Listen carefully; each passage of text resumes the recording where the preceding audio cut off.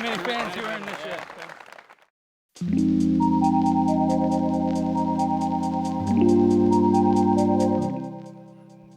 All right, everyone, welcome back to MDG Media. This is the back nine from round 2 of EUROTOUR, stop number 5, the Skelleftea Open. We're here at the famed disc golf Terminalen course, all the way in the far north of Sweden. I'm your host, Nate Perkins, and I'm here with Elias Luukkonen, one of the best players out of Finland, and another great player out of Finland, Lauri Lehtinen, hot on that front nine. What'd you think about that golf from Lauri?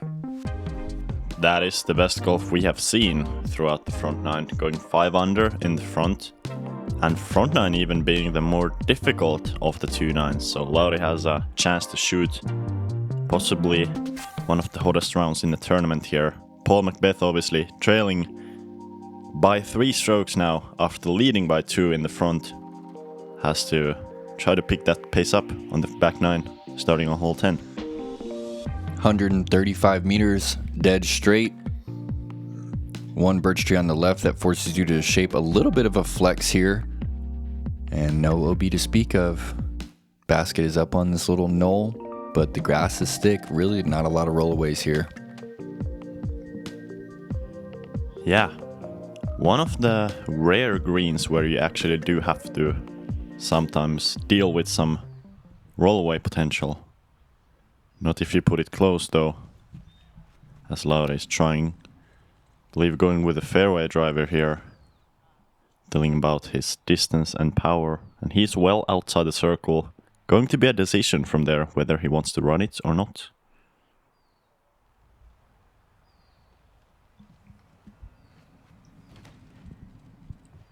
Paul starting this force out with a little bit of Annie. Oh, perfect shape right there. Good to see him get that release timing back on track after some pretty big misses on the front. Yeah, Paul had some unexpected bad shots. For his standards, he wasn't playing great. Saw Samuel also struggling a bit on the front, going 1 under, or 1 over, excuse me. And another errant shot there to the left side. But Luke has this pretty much perfectly. Wow, hits in the bullseye, rolls just outside. Should be an easy birdie. That's a great shot there. That's the owner of Castaplast on the bag there for Luke. Luke's been one of the better representatives of Castaplast back in the United States for a couple years now. Lauri for the birdie. Great run, but gets that rollaway that we talked about. And he's actually outside the circle, putting for par now. Very important putt here to keep that clean bogey-free round going. Of course, he makes it right in the heart. Perfect putt. Yeah, 2 circle 2 putts and a par. Not too common.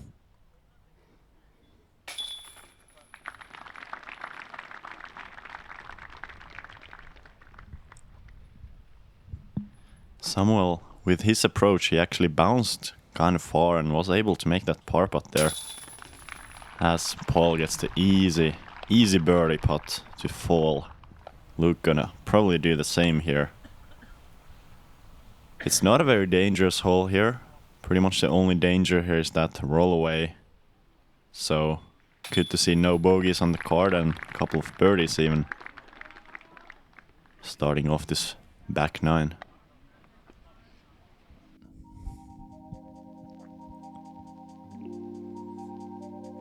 Beautiful par 4 right here, 185 meters. You are just throwing, the right-hand backhand is just filtering through this tunnel in the birch forest, and you can see just how dense those trees really are. If you're on and you're feeling the hyzer, this is one of the more routine shots. You just throw a 100-meter hyzer around the corner, and then you're left with 85 meters up this hill. Basket is actually up on this little knoll, and there's rollaway potential on both the left and right side of the pin. I think what makes this hole difficult is that you always have a little bit of a different angle to the green. You know, your hyzer drive is never quite exactly in the same spot, and even if it's just a couple of meters more right or left, it's gonna make that approach way different, as Paul goes inside there, doesn't get it far enough forward before hyzering, and possibly has to scramble through some small gaps there.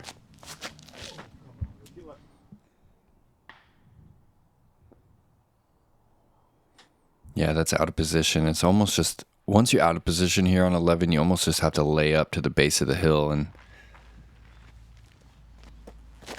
that looks a little early as well. And it kisses around the corner. Unbelievable kick right there. And that's in perfect position now. Wow, that was a huge break. At least one stroke, possibly even more of a swing with that kick. Samuel looks like he's got this line down perfect. Needs to hyzer though. Kind of goes through the far side corner. Probably gonna have to contend with some small gaps there, but possibly a chance for the birdie still. And you can see Luke just trying to lay up to the corner here. Just gets around, and that's a good spot to be. Only about 65 meters to the green from there. Well, Paul has driver here. Has a little window right in front of him. Hits the initial window. Oh, and nearly makes it all the way up into the circle. Catches the last birch. Lauri, after the kick, is in perfect position here. Going mid-range. Needs to control the speed on this shot to not go over the hill, as he unfortunately doesn't. There's just that one log that stops rollaways. Stops Lauri's disc there. He's outside the circle and gonna be a very scary putt with that sloped green. It looks like Samuel is actually also going to the right side. He stays short enough though, and he's on the edge of the circle. Possibly a chance for the birdie there.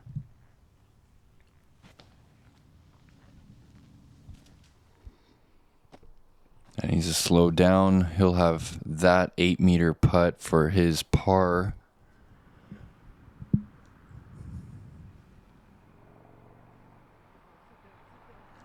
Whoa. And you can see the hill just pulling that disc down, and air balls to 7 meters now.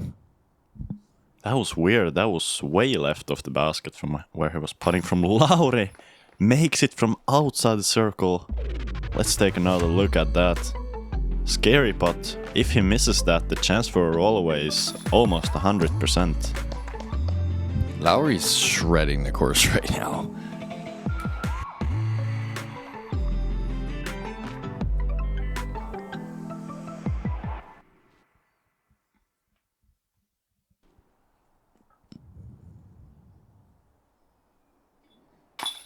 Great putt for his birdie. Samuel gets himself back to even par.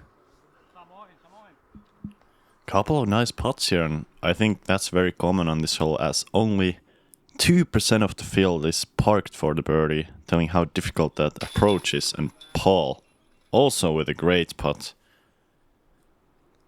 Absolute putting showcase on this. The most difficult green on the course, I believe. And a really quality scramble right there from Samson.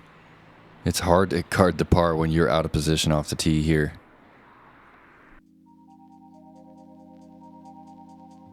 Okay, we're heading into a sequence of holes that the field is really scoring on. And this is one that you're looking to get 108 meters. There's 2 gaps. A lot of players are playing the gap on the right that the drone is flying through. And the difficulty here is kind of deciding whether or not you want to try and park this pin, or whether or not you want to lay up short of the pond and have a safe putt across. You feel like most people are just sending this one across? I would expect everybody on this card to go try to park the hole, even give it a bit of an ace run to be safe on the long side. Let's see what Lauri does. It's even though the water is pretty close, it's pretty safe, since if you go in the water, you still have an inside the circle putt for the par. Lauri just barely slides his way into the water, but once again, only 9 meters from there for the par.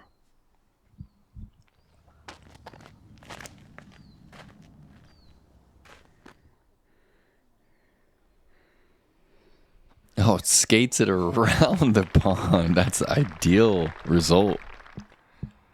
Paul actually going to Athena here. Yeah, driver's a good play to get that distance. Try to go over the pond. Bit of a hyzer line here. Hopefully has the distance and does. Perfect shot there, only 6 meters back. Although he's looking directly at the water. So any miss is likely going to cost him a couple of strokes. Luke with a good line here, but just a little bit low, needs to stay straight, and he's actually short of the water. I believe he was trying to go over, but that's a good break. And inside the circle putt here for the birdie. Oh yeah, up and in. He's back to even on the round. Lauri for the par save. Bink. Putter really not touching the ground too often for Lauri. And a decent gallery. I think we had a couple hundred here on Saturday. It couldn't have been a more beautiful day. The air is just super crisp, and mosquitoes were actually down as well. Really enjoyable. Yeah, the mosquitoes that usually are possibly one of the biggest difficulties of playing this course. They were just almost non-existent today. So players really having easy conditions to play with. As we can see, a lot of green on this back nine.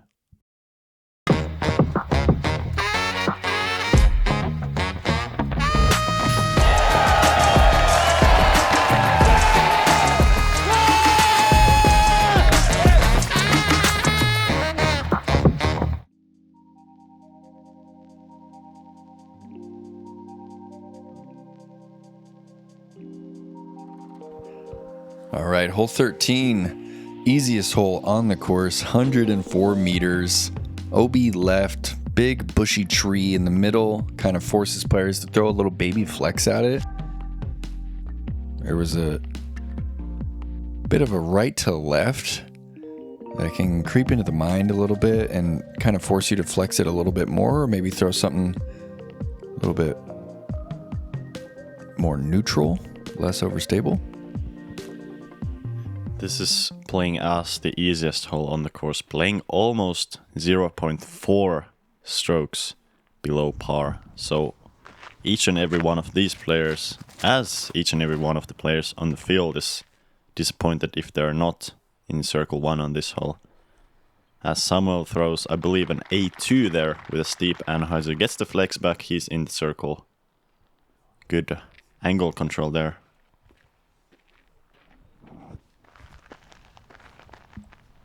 McBeth going zone.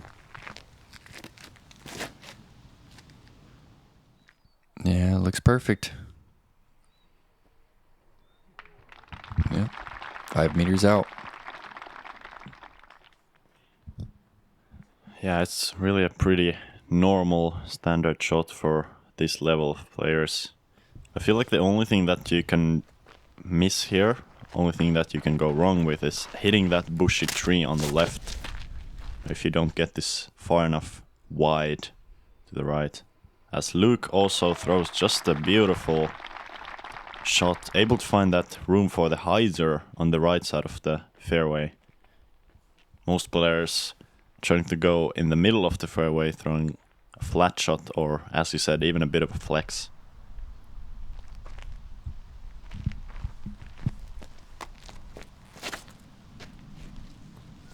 Oh, way early out of the hand from Lauri. No way. I think he's safe, but that was a big misfire. Very surprising miss there. As we said, Lauri playing incredibly well right now. Already 6 under par. Looks like he's likely to miss the easiest hole on the course unless he can sink this one, which he doesn't. Wow. And Paul's just 5 meters away to just go one back. Pretty crazy for how the start of his round went, and Samuel gets himself under par. He's 2 down. Yeah, I feel both Paul and Samuel, and I guess also Luke, not having great front nines, but really showing some strong play on this back nine so far. Paul to go 3 under here, and he does.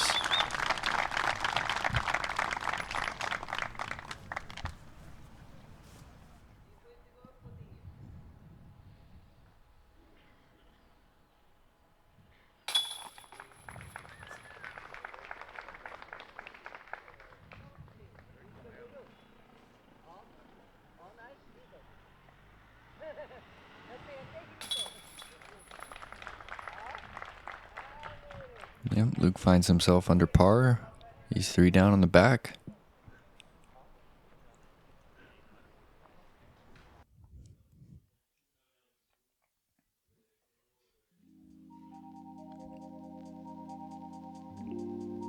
Hole 14, probably the easiest par 4 on the course, I would think. 187 meters. Pretty wide initial gap here, and it's asking for another driver that is kind of holding turn. You can choose to really get on top of one and kind of flex one around the corner if you want to make your approach that much easier. But you really only need like 110 meters to be in position to see the pin, and then decide if you want to lay up again short of this OB pond or try and just park this hole.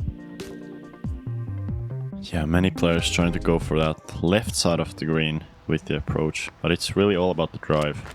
Samuel is going with a big drive here, I believe. Actually looks to be going for a cut roller.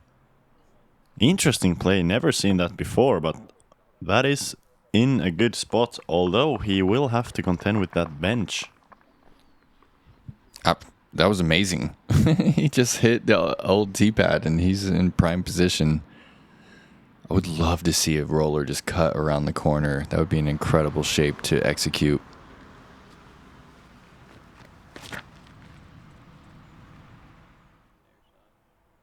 This is pure.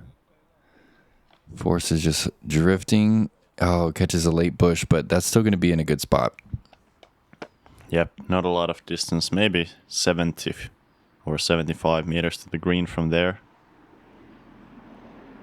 Let's see if Luke can hit the fairway clean here.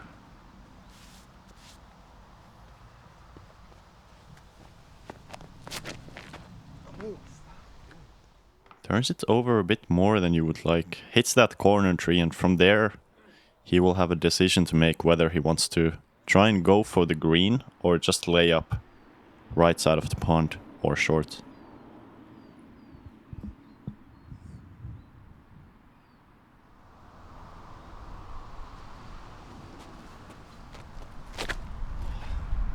Oh, another shot early out of the hand, and wow, finds the left side of the gap and kicks down, and that's pretty out of position.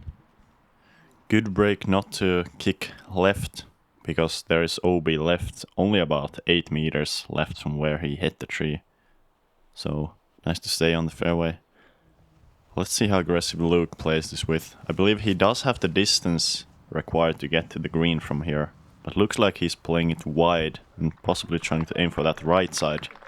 As he does, and he actually has a good look from circle 2, and a safe look also, putting away from that pond.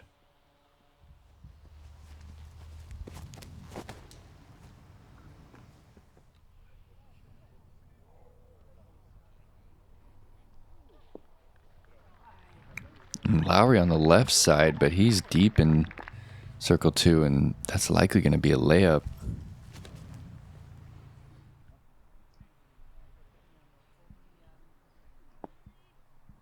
Paul using the height there to control the speed, and that's a straight death putt from 9 meters. Yeah, very scary putt. Samuel going with a lower shot. Needs to get over the water here, and just does not quite go over. Hits the wall, and he will have to take his par putt from the other side of the pond. So that's kind of the worst mistake you can do with the approach, to leave it short and still go OB.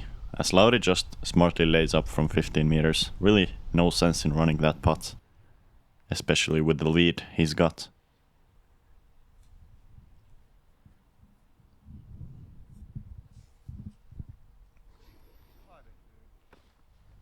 Oof. These are scary putts. You can definitely see these roll back off the cage. Oh, and they both stick. Unfortunate bogey from Samuel after a great roller. Paul, death putt here.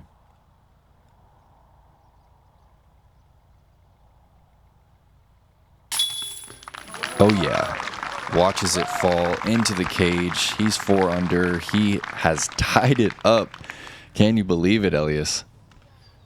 That is surprising that he's already tied after only 5 holes on the back 9 while being 3 back after the front. Really showing off how you can score on this back 9. It's the easier of the 2 9s, as we have said. And Lauri, I believe, must be a little bit disappointed with only having 1 birdie after 5 holes on this back.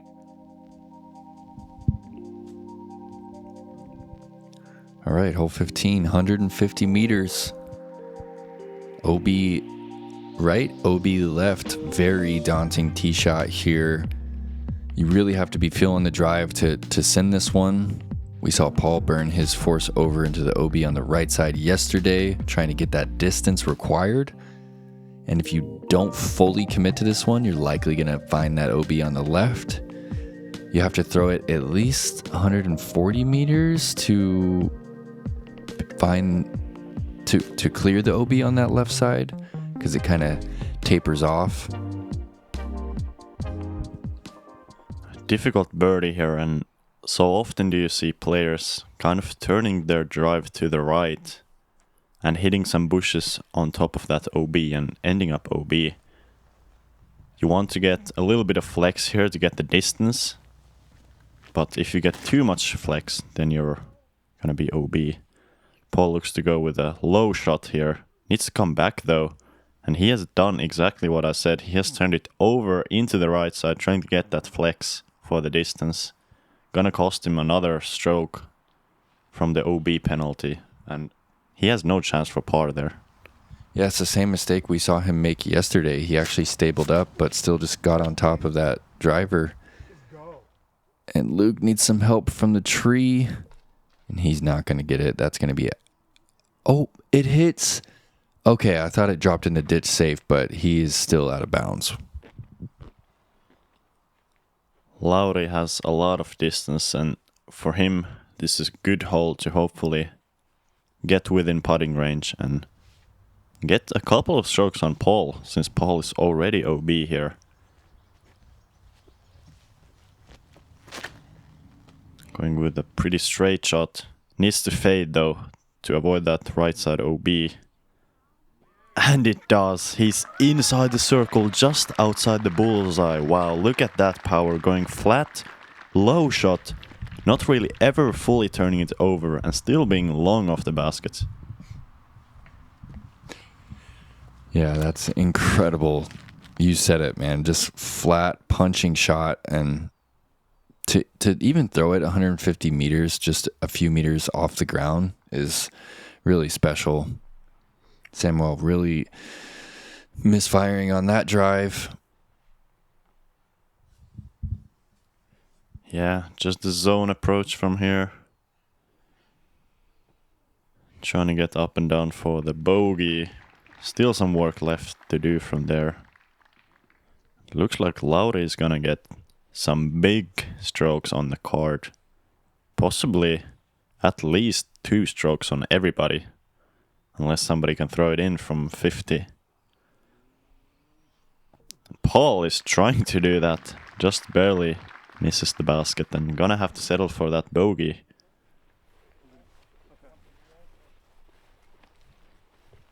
Good thing to note, once we get later into the evening, these rounds were pretty late, starting at 4 p.m. It is pretty much perfectly calm. There's no wind to speak of. The conditions are pretty much perfect here.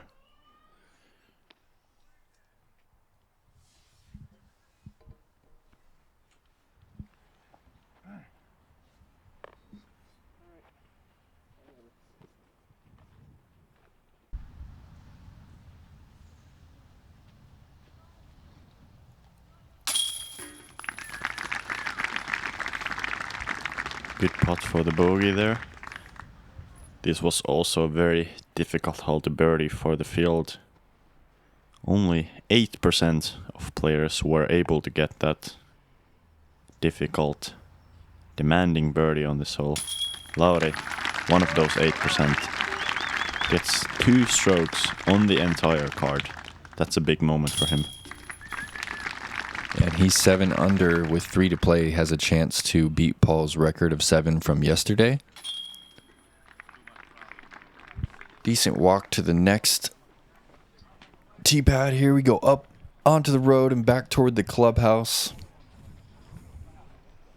You can get yourself an ice cream if you're feeling it. Latitude 64, the boys down here just finished checking out the telemetry your map and everything is A-OK.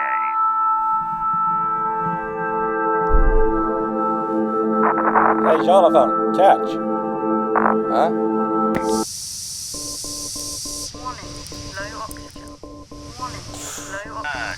Jonathan, we're getting an anomalous critical failure on your suit. Could you please confirm status?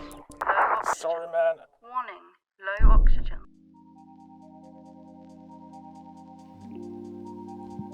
All right, hole 16 is a journey of a par 5, 337 meters. One of the more lush fairways that you're ever going to play. At least you keep using the word clean, and that's how I would describe this one for sure.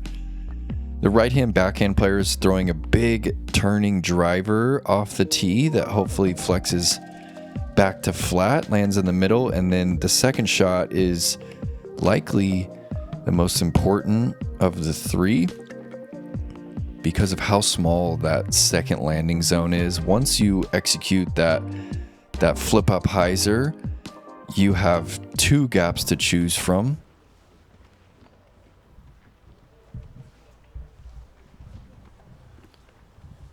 A big drive here really gives so much more opportunity for the second shot. I believe Paul is trying to get a lot of distance here, holding that force over and hopes for some fade back to get all of that distance. Doesn't quite get the fade back and he's on the right side of the fairway. But that is still good position to be in for the second shot.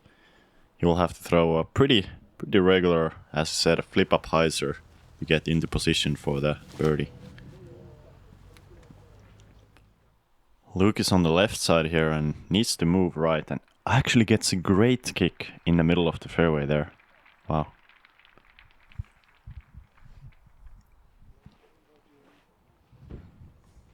Samuel lining up something big, taking an extra run up here.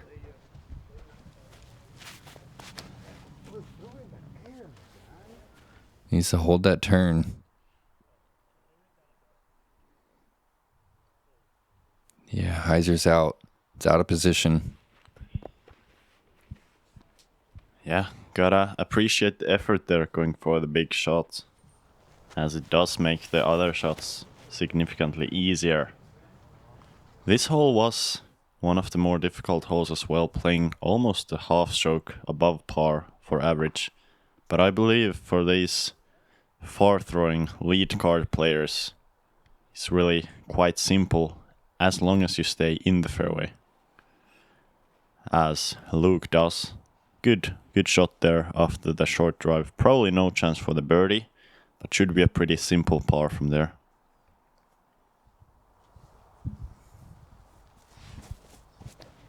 Lauri from the left side here, forced to go steep hyzer.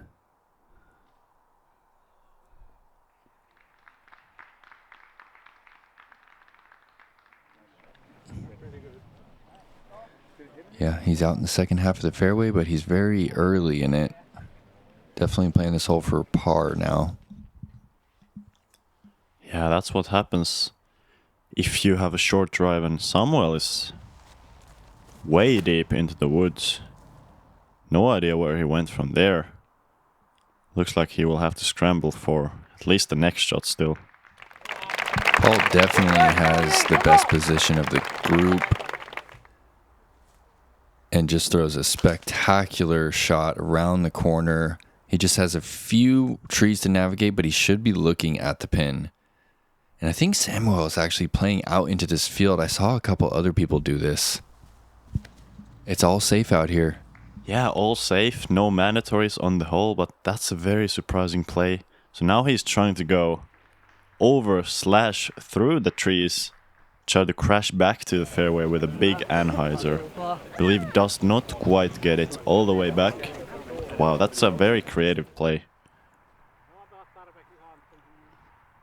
And Paul here, as you said, having to contend with that tree, but really the shot from here is pretty simple. Only about 80 meters, 90 meters left to the basket, having to go with a slight anhyzer release. Yeah, I actually thought he was a little further left. He still had to shape something around the corner, and he's been dialed with that Buzz SS on those little soft turnover lines. Yep, another beautiful shot just outside the bullseye there. And Lauri also trying to get up and down from here. Throws a great shot. Believe he's gonna have an easy par there. And Samuel actually didn't make it all the way out of the woods from the field, but still has a pretty simple shot at the basket, so that creative play really paying out well for him, as he has an easy par. Yeah, I think so, which would be spectacular since he threw his third shot from middle of the field.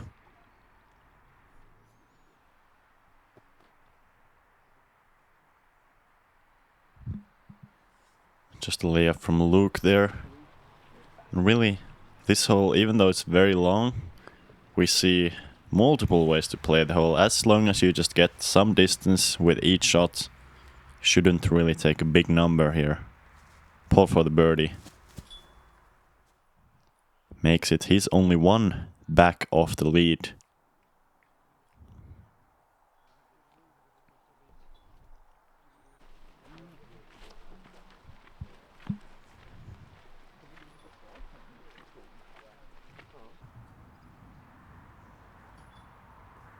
Right, 1 birdie, 3 pars. Headed to island hole number 17. It's pretty rare to have an island green on a wooded course, and this one's short and sweet. It's almost so short that it's an uncomfortable distance for some people, whether they're going to go with just a straight putter or try and use the stability of an approach disc to slow their shot down. The square green is maybe 6 meters by 6 meters.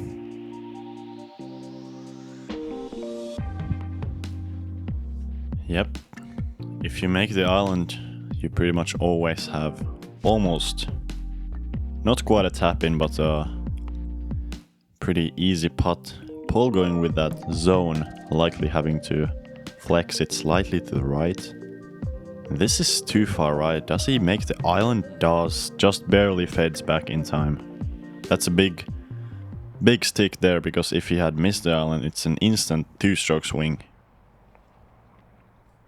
No, and Lauri going with a forehand here.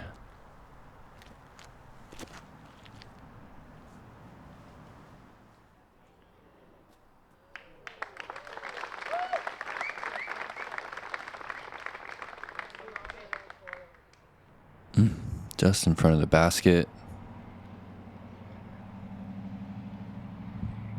Good touch there. And once again, second easiest hole on the course. Over half of the field getting that birdie here. And good to note, if you miss the island, you're probably not going to take the par. Only 5% of the field getting the par. Luke. Great touch there, just barely over the front edge of the island. It's another easy birdie there. Let's see if Samuel can finish off the card with another island hit. He has very good touch, normally with these types of shots. No, gets the front edge and it doesn't climb in. That's really tough to watch. Yeah, that was a matter of centimeters of going over the lid. Let's see if he can make one from the drop zone.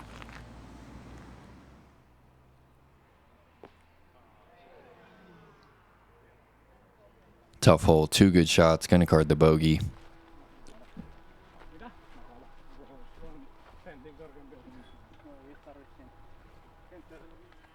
Eight under. 1 hole to play. He's gonna have 1 stroke over McBeth.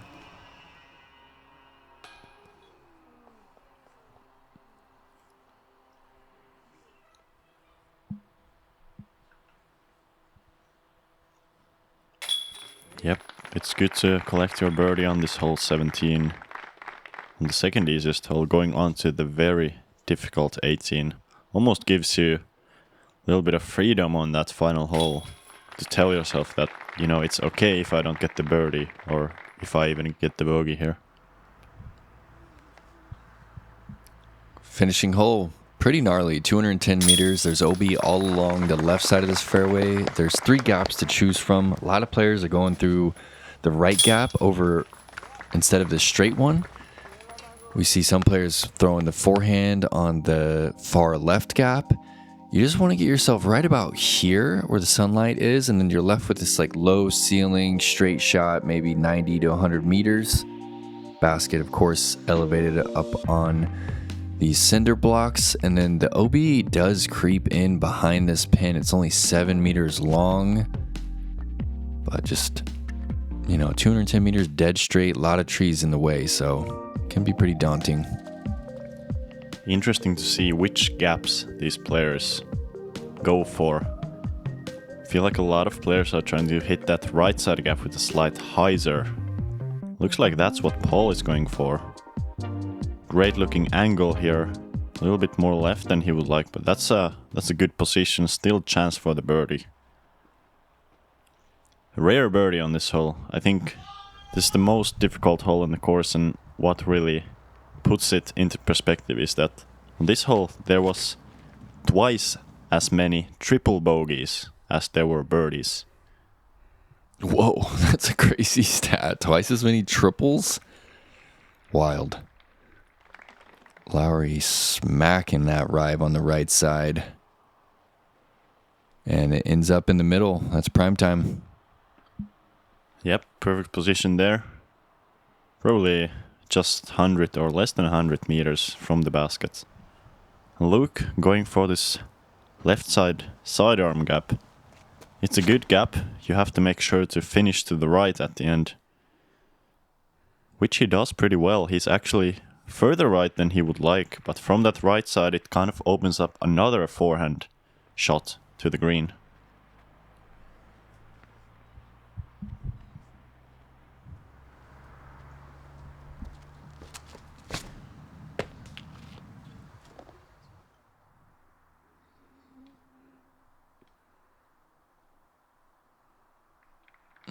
Bad position right here for Samuel.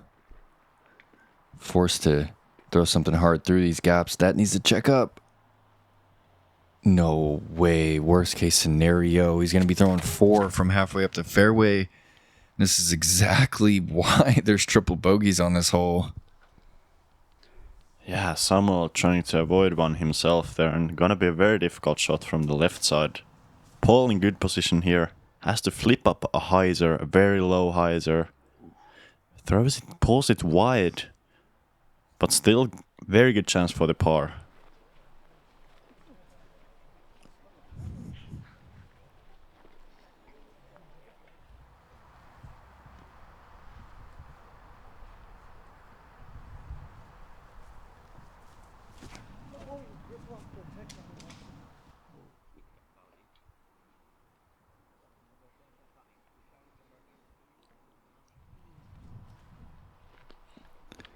Luke forced to an awkward stance. That gets a mean kick left. And that's out of bounds. Whoa. Samuel going forehand out over the field. OB the entire way. I haven't seen this route yet. He's in the circle. What? That's for the single bogey. What a shot. Insane shot. Able to even come through the last trees on the left side. That was a big shot. I believe over 100 meters with that wide high hyzer. Lauri here, perfect position, trying to finish his round. Hopefully with a birdie here. Needs to keep this low. And that's left. That's far left. Does he stay in bounds though? No, he doesn't. That's a disaster after the perfect drive. He's going to be putting from 4. From a pretty much impossible putt to make. Yeah, that's going to end Lauri's bogey-free round here at Terminalen. And man, this hole is just eating this lead card up.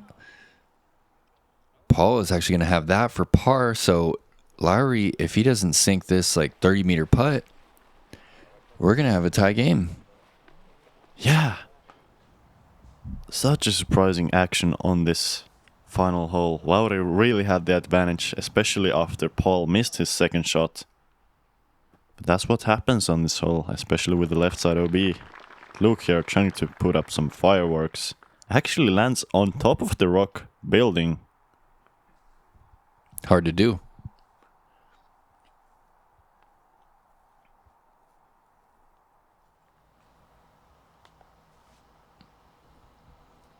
Yeah, Lauri actually just lays that one up. So he's going to finish at 7 under par, tie-in Paul's round from yesterday.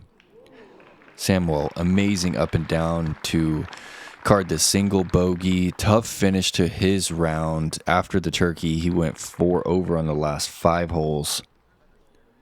Paul in for par, tied up, 5 down after all the troubles there on the front. He shows you why he is one of the greatest of all time. Yep. And Lauri finishing with the bogey, but still a great 7 under round, tying Paul's course record from round 1. No, he's not happy with that finish, but good position for tomorrow to go for that win on this 5th Euro Tour. Luke as well with a bit of a disappointing round there, going even par, but there are much worse scores to be found on this course.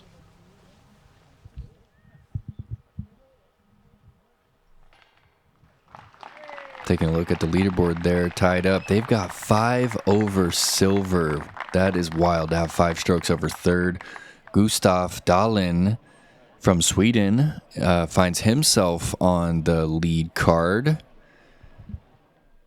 Elias, you find yourself tied for 8th place. And we've got one more round to go here for Skelleftea Open. It's been a treat, guys. Like this video, leave Elias and I a comment. Who's going to take this one down tomorrow? Paul McBeth or Lauri Lehtinen? And we will see you tomorrow for the conclusion of EuroTour stop number 5. Thanks, guys.